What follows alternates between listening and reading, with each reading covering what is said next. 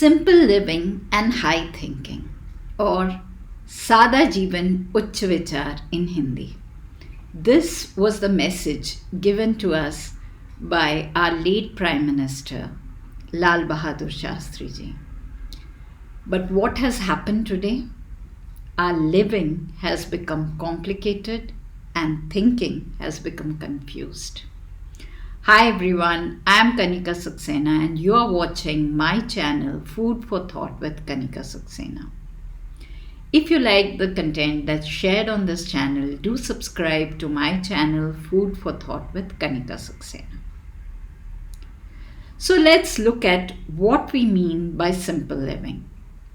Simple living is a lifestyle where we choose to live with fewer material possessions and focus on aspects of life such as experiences, relationships, and personal growth. Simple living is a lifestyle where we are not trying to compete with others. We are not working towards putting others down, but we are trying to live in harmony. But is that happening today? One of the main reasons for this is that we have become people who are constantly in a race to get ahead of others, to get better than others. Another thing that has impacted our lives is wanting to acquire more and more. Whatever we see, we want to acquire. There are different reasons why we want to acquire more. One of them is that we believe that if we have more, we will be happier. Well, all motivational speakers and the great people in this world have always said that happiness is not found in external things, but it is an inside job. But still, we try to acquire more with the hope that these things will make us happy. I've made a video about happiness. In case you've missed it, I'll share the link to that video in the description. So that is one of the reasons. Another reason why we want to acquire more is because we want to get ahead in the rat race. We believe that if we have a certain possession, maybe a certain high-end car or something, we will be ahead of our peers. We will be looked up at. So we want to acquire such things. Then there are some of us who want to acquire things because we believe it will elevate our status in society. We want others to look up to us. So we invest in certain things because we identify. We've learned to identify ourselves with our material possessions. We invest in brands. We buy expensive stuff. We wear all this expensive stuff only to give an impression because we define ourselves by that. We believe that other people will form their impression about us based on what kind of stuff we are carrying, the kind of it could be watches, it could be shoes, it could be clothes.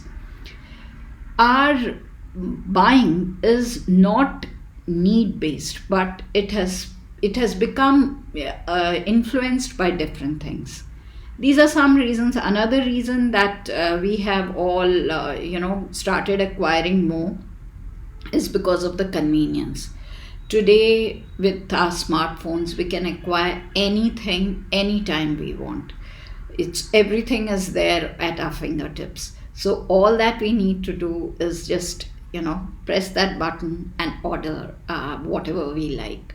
And this has made us more impulsive. Impulse buying has become more common because there are things ads keep popping up and things. Then need is also created. You may not need a certain thing, but these ads are so powerful that you feel that you need it. And when you feel that you should have a certain thing, immediately it's available through your smartphone. You order and you have the thing, and it keeps on adding up and the space in your home gets occupied. Another important reason is one of the most important, I would say, is social media marketing. So, how social media marketing works is that there are marketers who gather all the data about you, about us. They have all the data. They know our preferences, they know our likes. This is what artificial intelligence is all about. It communicates everything, it provides all this data. So they know what we like, right? They also know the social media platforms that we use. So, what they do is when we are scrolling through our social media, you might have noticed that you have certain ads popping up. And most of the time, it is ads of the things that you like. Okay, so what happens is every time you see an ad when you're scrolling through your social media, you're tempted to buy it. So, this does not happen just like that. There is a strategy working towards you. This is called social media marketing strategy. And another thing that happens is when you are scrolling through your social media, these marketers even know the timings when you are active and which channels you are active on. So they will place their products, their ads at such a time when you use social media. So, that is what personalized experience is all about. So they give you a personalized experience, they give you personalized recommendations so that you buy, you're tempted to buy those things. And also social media has also influenced our buying patterns. Today when we see our friends and our peers posting on social media wearing certain type of clothes, accessories, I talk from a woman's point of view. So we see all these people flaunting all these things. We want them. We either want to equal them or we want to be better than them. So we again start buying things, accumulating things. It might be things that we don't need, but we just want them to get ahead of others. Now what has happened is social media has made it even easier to shop through social media. All that you need to do is you go to a social platform, you see an ad, and you can buy directly through social media platforms. You don't even need to go to the website. So when shopping is so easy, then you can acquire anything from anywhere. So these are some of the things that have influenced us greatly, and we are accumulating more, we are wanting more and filling up our space. This has also affected the environment. We do not notice it, but what happens is the more we want, the more there's pressure on manufacturing to create those products. So whenever a product is created, it is depleting the natural resources of the planet. So whether we like it or not, we are contributing negatively towards the environment. Today I talk about all these things because I have been through this myself. There was a stage when I wanted to acquire more, I wanted more things, and I love to decorate my house in a certain way. I'm not saying decorating is wrong, but then you can decorate it with a minimalistic approach also. You don't need too many things. And I had a lot of stuff at my place, and this only cluttered up my life. And I found a lot of relief when I cleared the clutter. So when I became aware of these things, and I realized that I can do with less, I completely changed my lifestyle. First of all, I stopped buying too many things. Another thing is whatever I had, I saw, I segregated it into what I need and what I don't need. Whatever I don't need, I just kept it aside and I donated it, because there's no point, just adding on things. Fortunately for me, my husband has a transferable job, so I moved from to different cities, different houses, and every time I move, I have cleared a lot of stuff. Not just that, I have a regular, this pattern of releasing stuff. So by doing that, I found that my life was less cluttered, my mind was less cluttered, and I had a lot of space. And this made me feel light and comfortable. No, it gave me clarity in thinking, not having too many things to bother about cleared up my mind. And another thing that happened is, of course, it saved a lot of money. Another thing that happened by this habit of not acquiring more, managing with less, was that I had a lot of time, because I did not have to manage that much stuff.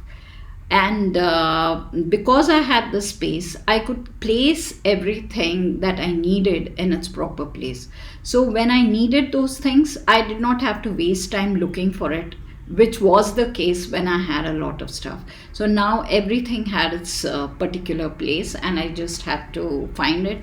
That also saved my time and my energy, my efforts. So yes, another thing that I found, that when I had I was more organized, and this reduced a lot of my stress. I was more at peace, more comfortable. And yeah, so I think uh, reducing stuff actually made me have that peace of mind that I was always craving. And I think that is something that you can experiment with and check it out if it works for you. It worked for me. So reducing stuff, making conscious decisions when you're buying. So once we do this, we lead a life with fewer material possessions. Our lives get simplified. This is what we are heading towards: simple living. And then when we talk about high thinking, it is things like empathy, compassion, personal experiences, relationships. When we do not have this lust for more, whether it's power, money, material possessions, we don't want that much. We are happy, contented with what we have. That's when we can elevate our thinking. That's when we start thinking about other people. When we give up these things, we rise, and we can create a better world. We start caring about the environment. We start giving back. And when our thinking elevates, our lives change. And this is what Lal Bahadur Shastriji meant by simple living and high thinking. One of the ways to change our mindset from wanting more towards leading a contented life is by practicing gratitude. When you are grateful for what you have, if you acknowledge the things that you have, you automatically feel good, you feel satisfied, you feel fulfilled, and that urge for acquiring more will reduce by itself.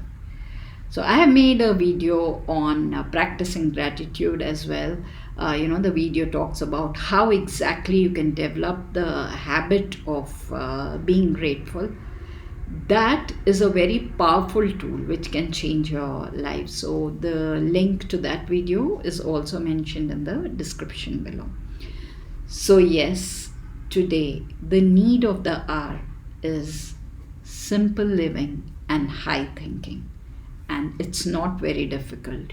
If I can do it, you can do it.